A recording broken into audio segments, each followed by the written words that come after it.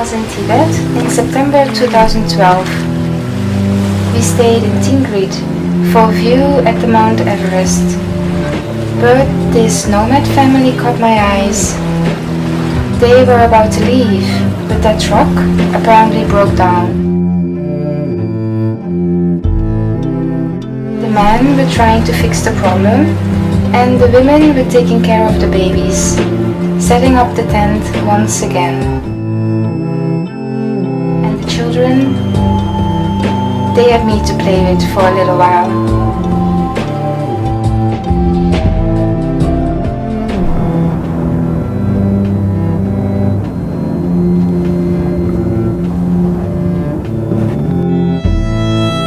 This is why I travel.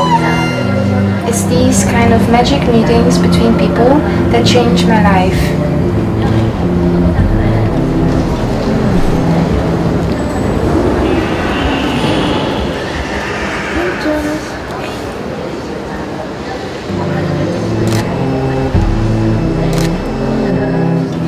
You don't need much for some happiness and laughter.